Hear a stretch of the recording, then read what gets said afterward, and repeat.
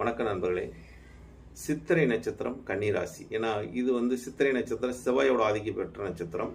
கன்னிராசியில் 2 பாதமும் துளாராசியில் ஒரு இந்த நட்சத்திரம் உடைப்பட்ட நட்சத்திரமாக வரக்கூடியது. அப்போ இந்த நட்சத்திரம் சித்திரை நட்சத்திரத்துக்காரங்க பார்த்தீங்கன்னா இது செவ்வாயோட ஆதிக்கம் இருந்ததுனால இந்த நட்சத்திரக்காரங்களுக்கு எப்பொழுதுமே ஒரு வேகத்தன்மை, ஒரு விவேகத்தன்மையோட வேகத்தன்மை அதிகரிக்கக்கூடிய நட்சத்திரம், ஒரு கோபமான நட்சத்திரம்னு சொல்லலாம், ஒரு சண்டையிடக்கூடிய நட்சத்திரம்.